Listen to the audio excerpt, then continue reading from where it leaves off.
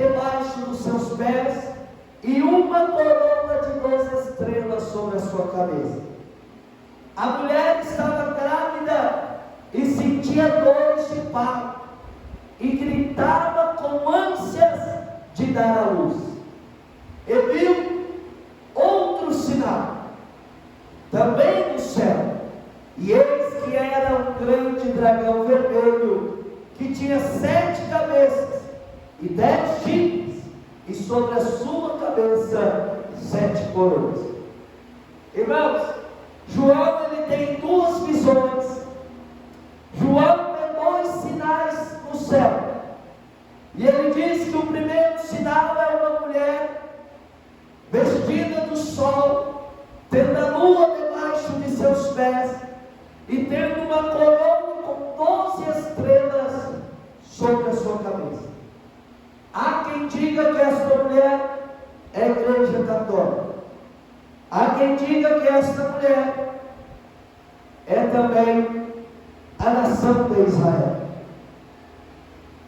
E há quem diga que esta mulher é a igreja, né? Mas nós entendemos pelas Sagradas Escrituras, meus irmãos, que esta mulher, ela se trata da nação de Israel. Esta mulher não é a Igreja Católica e também não é a igreja. Não é Maria, não é os templos, não tem nada disso. Esta mulher que João vê no céu é a nação de Israel. E como que nós chegamos a essa conclusão? Quando nós voltamos lá para o homem que é conhecido na Bíblia como sonhador, né? José era conhecido entre os seus irmãos como sonhador.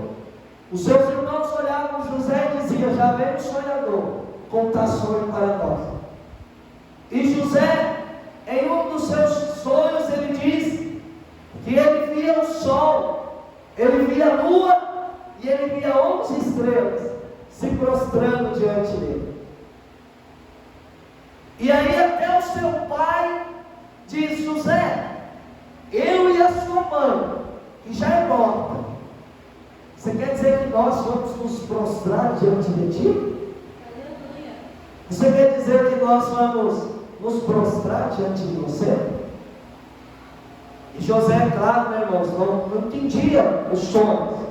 Ele foi entender os sonhos quando ele se tornou governador do Egito, quando a nação de Israel precisou dele, quando não somente a sua família, mas todo o povo de Deus, não foi somente a família de José, mas foi todas as tribos de Israel que necessitaram de José.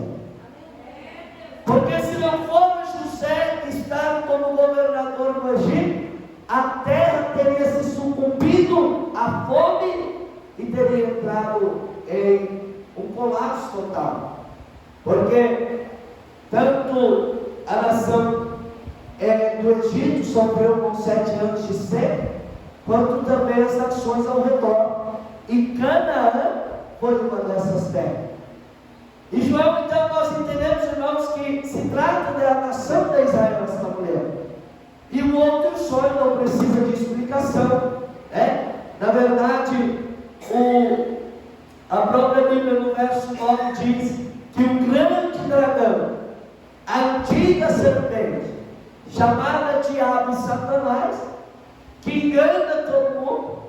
Então, esta é outra visão de um dragão tendo 7 cabeças e 10 chifres, e sobre sua cabeça coroa. Nós entendemos que este dragão é o diabo. Essas cabeças e esses chifres são pessoas usadas por Satanás e também significam poderes, porque nós vemos que cada cabeça tinha sua coroa, sobre as suas cabeças 7 coroas.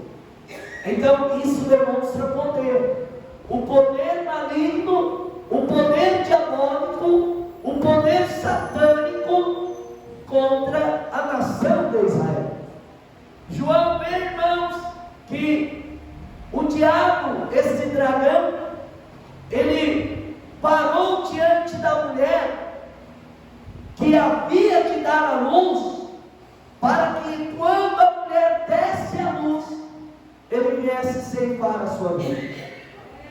Há uma promessa no Gênesis, capítulo 3, verso 15, se não falha a minha memória, dizendo que Deus está dizendo à mulher: olha, Deus está dizendo à serpente, da mulher nascerá um que lhe pisará a sua cabeça, e você lhe ferirá o seu calcanhar.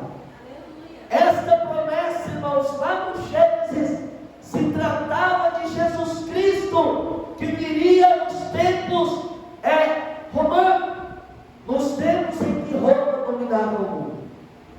Só que antes de Jesus vir ao mundo, nós já podemos ver a ação do diabo querendo matar aquela pessoa que Deus disse que viria para ele pisar a sua cabeça.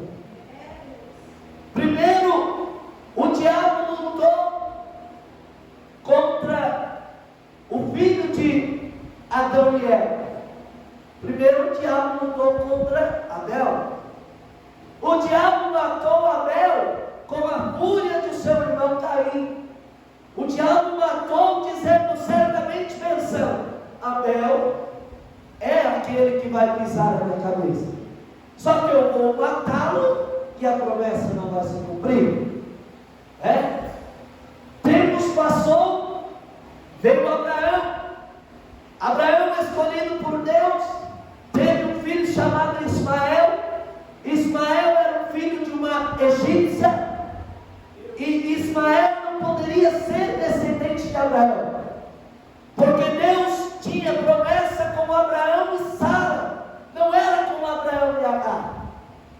E Ismael era um filho muito rebelde também. Então Satanás provavelmente pensou: Abraão já é de idade, não pode ter filhos, Ismael não pode assumir, não pode tomar a herança junto do seu pai, porque a promessa é Deus e Sara. Só que Abraão era da idade de 100 anos e Sara da idade de 90, quando ela deu a luz a Isaac. Só que, irmãos, o que o diabo esquece é que aquilo que Deus faz jamais cai por terra. Aleluia.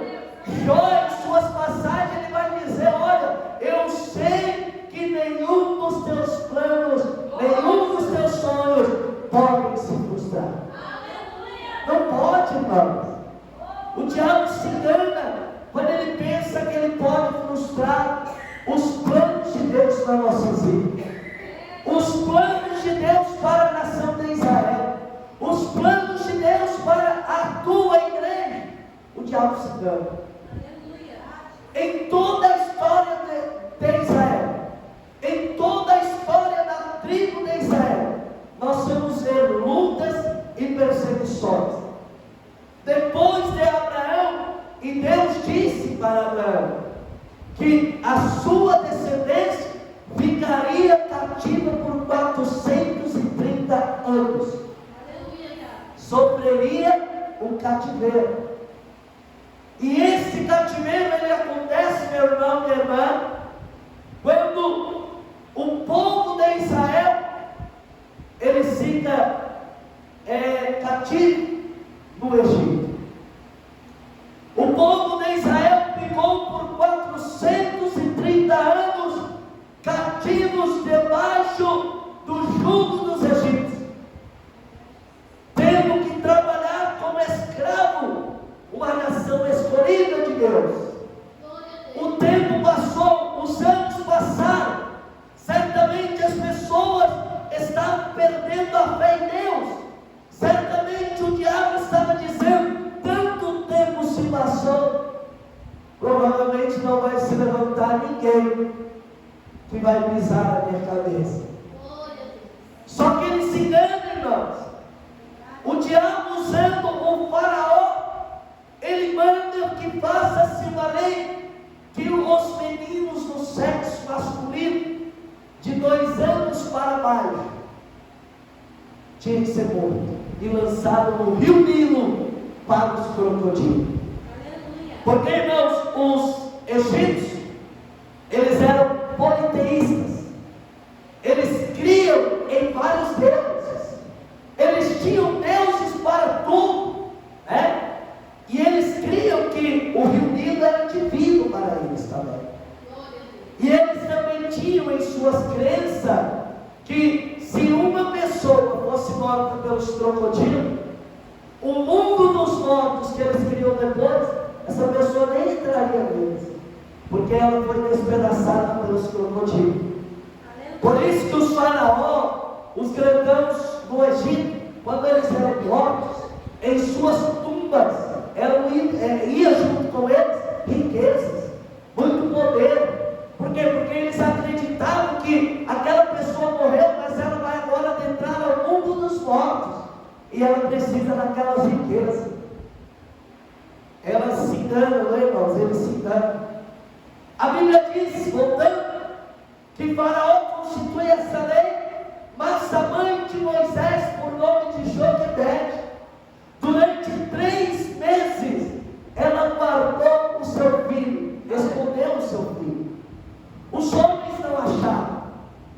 E aí, já não podendo mais guardar a criança, ela então coloca ele num cesto de betume e coloca ele na beira do rio Nilo. Irmão, preste atenção.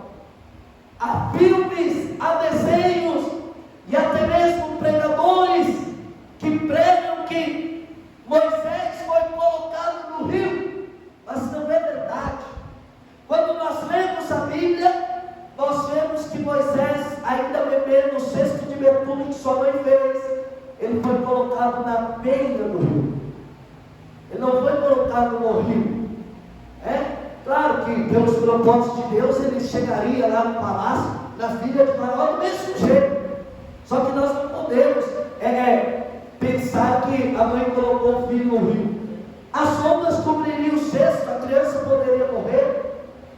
O cesto poderia se abrir e a criança cair dentro do rio. Não, a Bíblia diz que a mãe de Moisés colocou ele na beira do rio e disse: eu vou deixar meu filho aqui. E a filha de Faraó foi nadar no rio Nilo, foi tomar um banho de sol. Quando ela chega lá, a criança chora e ela vê a criança. E aí ela adota então Moisés, e acontece tudo que nós sabemos. Moisés cresce na cultura egípcia, Moisés aprende a língua egípcia, Moisés serve ali no exército egípcio, provavelmente foi um grande guerreiro, um grande lutador. Só que a Bíblia diz também em Hebreus 11, quando vai falar dos heróis da fé, que Moisés, sendo já um rapaz, ele não aceitou ser chamado filho da filha de Faraó. Pelo contrário, ele preferiu renunciar todos os seus direitos como filho da filha do rei, para ser escravo e padecer junto com o seu povo de Israel. Irmãos, tudo isso é plano de Deus. Tudo isso é o propósito de Deus. Tudo isso, irmãos, foi planejado por Deus. Porque nós já dizemos, nada escapa do propósito do Senhor. Nada foge dos desígnios de Deus. Moisés vê um soldado açoitando um israelita. Ele vai lá e mata aquele israelita, mata aquele soldado. Ele foge para uma terra distante do Egito, para uma terra mídia. Lá ele se casa, e depois de 40 anos de idade, Moisés retorna para o Egito. Novamente, o diabo parou diante da mulher, para que a hora que ela desse a luz, ele matasse a criança. Só que Deus poupou Moisés. Moisés volta para o Egito, as coisas acontecem como todos nós já sabemos, o povo sai do Egito. Aí o diabo fala: agora eu vou lutar com a nação de Israel no deserto. Agora eu vou matar este povo no deserto. Era mais de 600.000 pessoas, irmão. Era mais de 600.000 famílias em meio a um deserto. No deserto não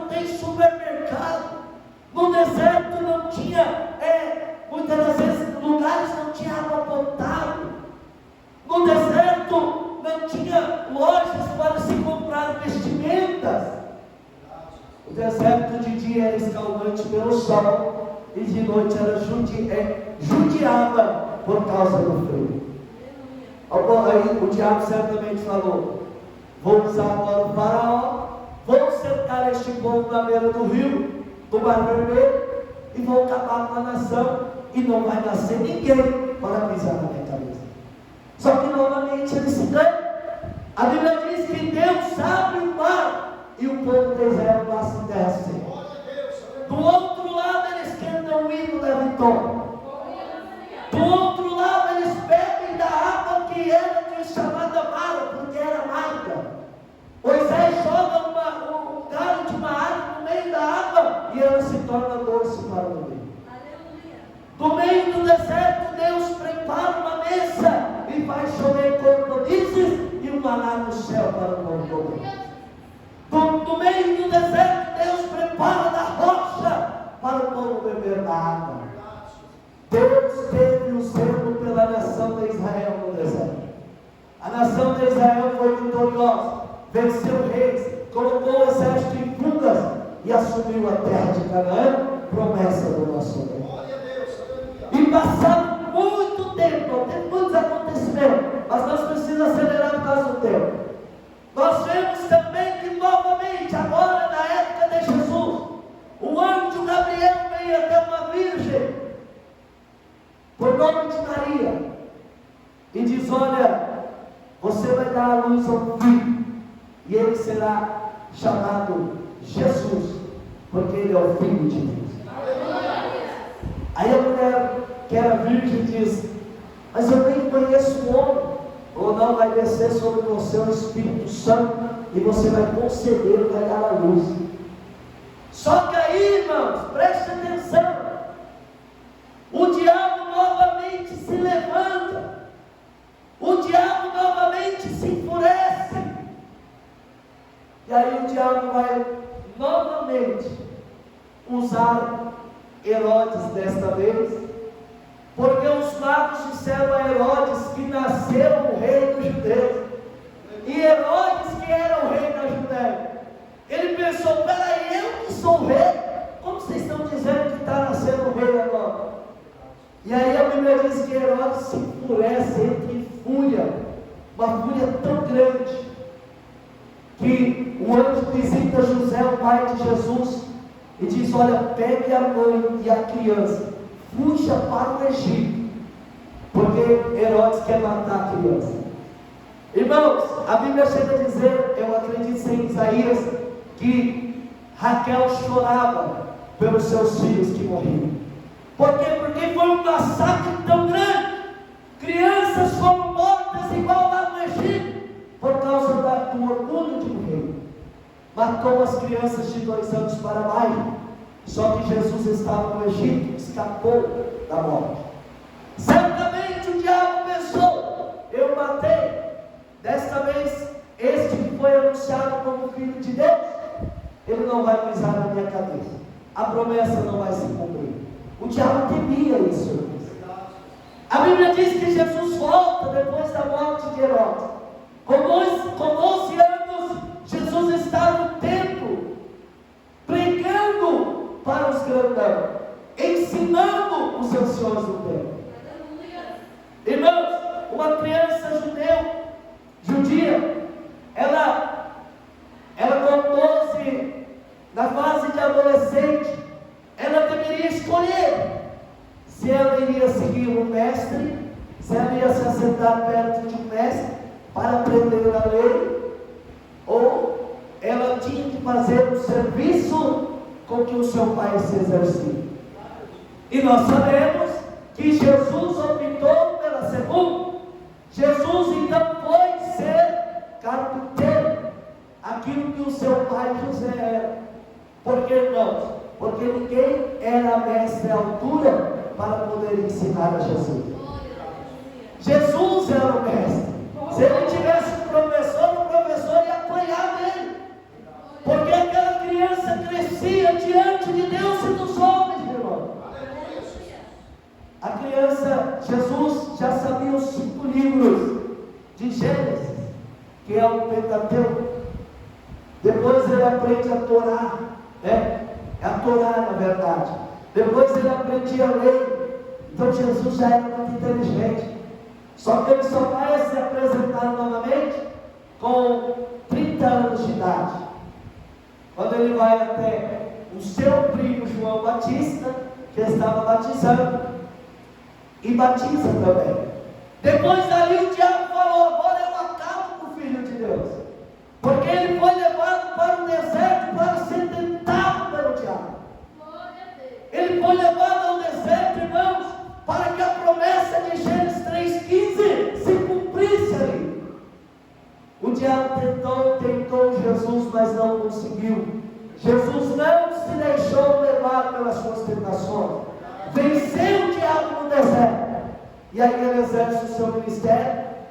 Por isso que o dragão estava parado diante da mulher, para que quando a sua criança nascesse, ele matasse ela. Só que ele não conseguiu. A Bíblia diz que a criança nasceu. A mulher deu a luz a um filho, homem.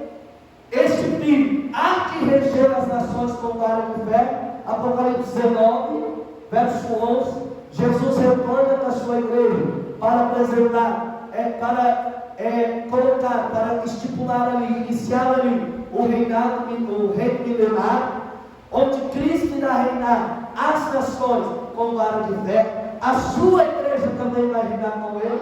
Aleluia. Nós estaremos com Cristo, meu irmão, minha irmã. Louvado seja Deus.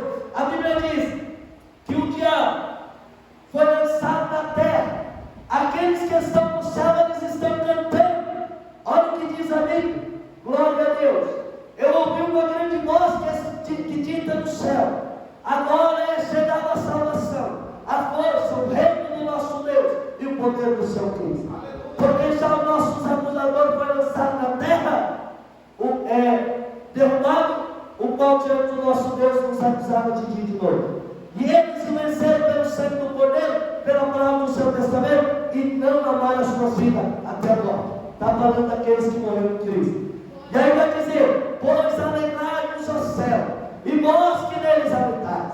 Aqueles que estão no céu e não estão alegres, estão felizes, porque o diabo já não pode mais impedir eles. Aí a Bíblia diz: ai daqueles ai dos habitantes da terra e do mar, porque o diabo desceu até vocês e tem grande ira, porque sabe que pouco tempo lhe é.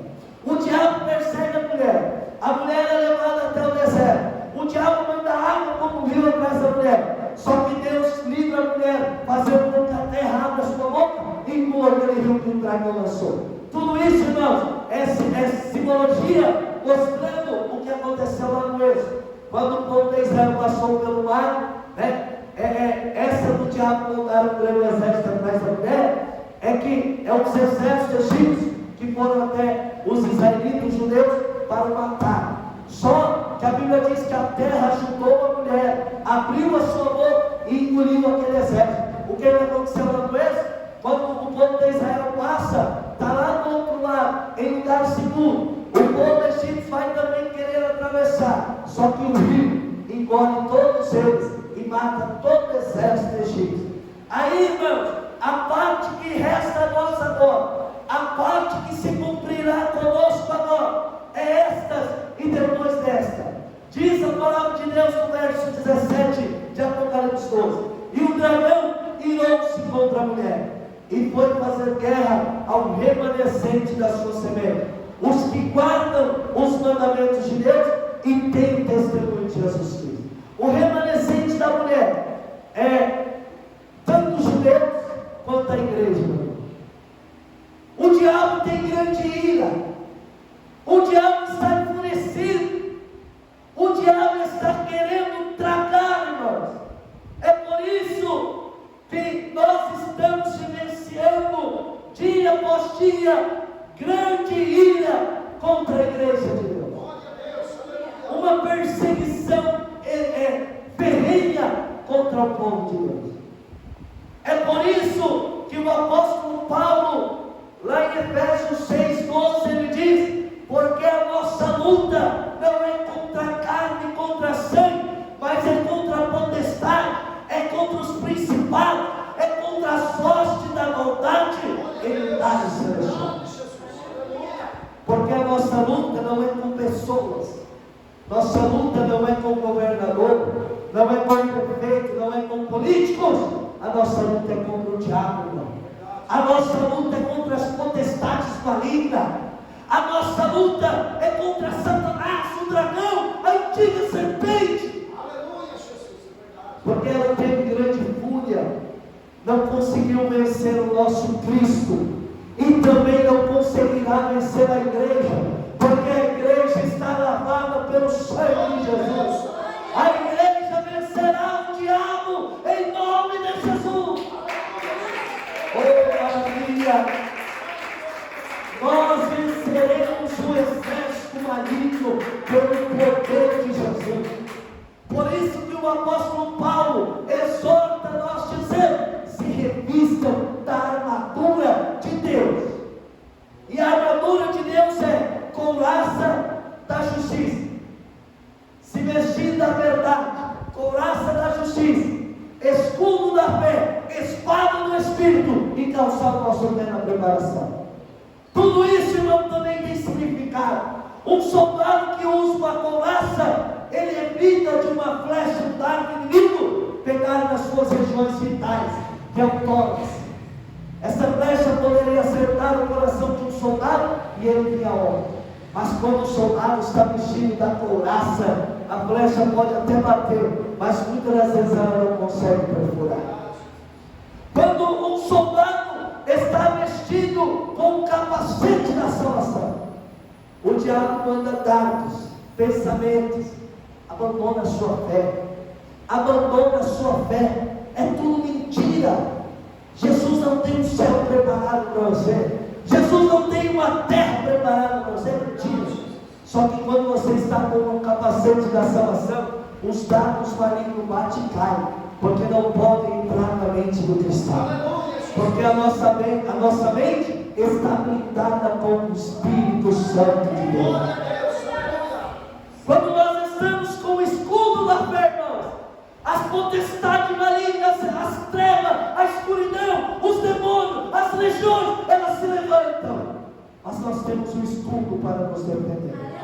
Porque, irmãos, aprenda isso. Soldado não foi feito só para guerrear. Você tem que aprender a se defender também, irmão. Porque se você vai ao campo de batalha só para se guerrear e não sabe se defender, provavelmente você vai morrer. E outra coisa, no lado espiritual, você sabe lutar. A luta espiritual, oração, jejum, por você. Só que você não está se defendendo com aqueles que estão atrás de você. Normalmente numa família de um homem e uma mulher, tem filhos. O diabo não consegue te tocar, irmão. O diabo não pode te tocar, irmão. Só que os seus filhos estão vulneráveis. Os seus parentes estão vulneráveis a ataques malignos. E muitas das vezes o diabo ataca o seu filho, ou ataca um ente querido, amado por você, para bater você na fé. Só que quando você sabe lutar, e você sabe se defender, você entende que você está lutando, e aqueles que estão precisando de segurança, também estão tendo segurança. Você ora pela sua família, você jejua pela sua família, você ora pelo seu casamento, você vai propósito com Deus, você vai em campanha com o Senhor, e os seus familiares também são guardados por Deus. A espada do Espírito, que é a palavra de Deus, não pode faltar. O soldado espiritual não pode deixar de carregar a sua palavra. Por isso que Paulo a Timóteo diz: olha Timóteo, maneje bem a palavra de Deus. Saiba manejar esta palavra. Aprenda a manejar. Medite nesta palavra de dia e de noite. Ensine a homens fiéis, que também vai ensinar a outros, para que eles também guardam esta palavra. Por isso que Salmos 1 diz: bem-aventurado é o homem que não anda nos caminhos dos pecadores, não se assenta na roda dos escarnecedores, mas antes o seu prazer é na lei do Senhor, e na sua lei medita de dia e de noite. O sapato, irmão, calçado na preparação do Evangelho da paz. Se você está calçado, isso ajuda você a não escorregar na fé. Isso ajuda você a ter firmeza no seu pisar, firmeza no seu caminhar, firmeza na sua caminhada com Deus. O sapato no seu pé ajuda você a ter firmeza. Quando você está no campo de batalha, você tem firmeza nos seus pés. Assim como uma casa com bom alicerce, ela tem firmeza contra um vento, uma tempestade, uma chuva, águas e rio. Assim também é o homem que está calçado no Evangelho com firmeza. Mas tem que estar calçado em Jesus com firmeza. Porque vai bater água daqui e água de lá. Só que se você estiver com Jesus com firmeza, você não vai cair.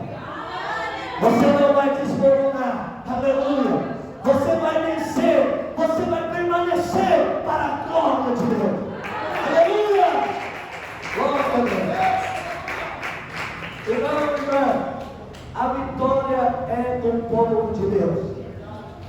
A vitória é da igreja. A vitória é minha, a vitória é sua, a vitória é nossa, meu irmão.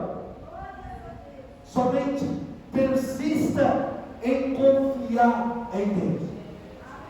Somente persista em revestir das armaduras celestes.